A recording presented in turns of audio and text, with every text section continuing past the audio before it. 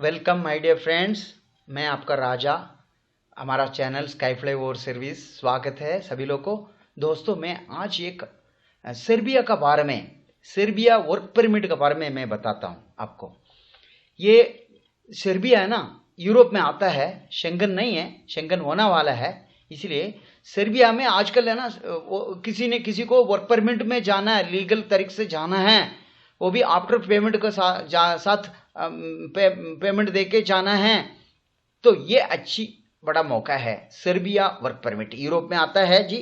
बहुत लोग इधर ऑन अराइवल वीजा में जाता है, उधर जाके जाने के बाद बहुत लोग रिटर्न आता है, कोई कोई है ना उधर फंस जाता है, टीआरसी मिलता नहीं, काम मिलता नहीं है, बहुत मुश्किल है। ठीक है, इसलिए सर्बिया लीगल तरीके से जाना है तो ये है ना, डी वीसा बोलता है।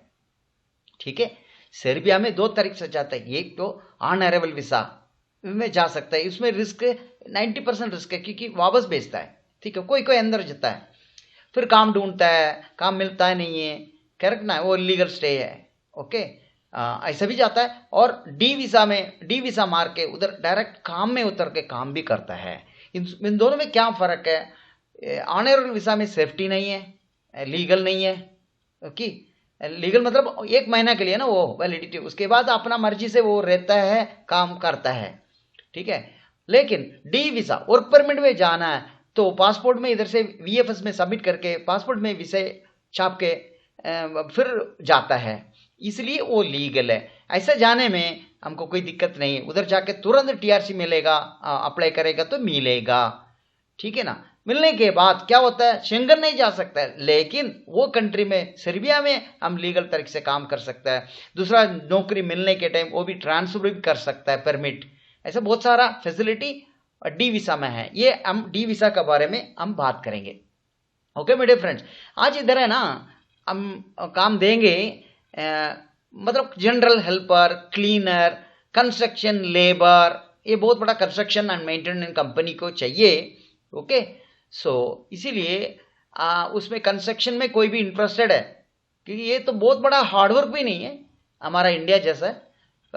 उसमें छोटा मोटा काम आता है, प्लम्बर का काम, इलेक्ट्रिक थोड़ा थोड़ा जानता है तो ठीक है, क्योंकि ये कंपनी में और कैटेगरी वाला भी लेता है।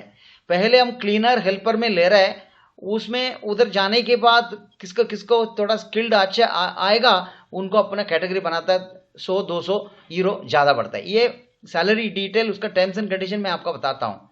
ठीक है, ये वीडियो देखने के बाद हमको सब्सक्राइब करिए। ओके, हमेशा वीडियो आते ही रहता है। इसका बारे में और भी जानकारी चाहिए, हमारा स्टाफ मिस्टर सत्येंद्र चौधरी, वो दिल्ली ऑफिस में बैठा है, वो उनका नंबर नीचे है, उनका बात करिए, वो सारा पूरा हेल्प आपका करेगा। ठीक है ना, इसमें हम एडवांस नहीं ले रहे हैं।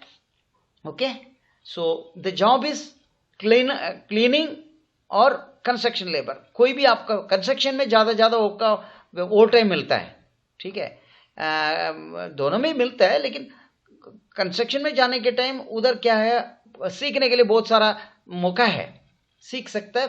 प्लस 1 साल के बाद दूसरा कंपनी में कैटेगरी लेता है, उसमें हम कैटेगरी काम में ज्वाइन कर सकता है लेबर छोड़ के।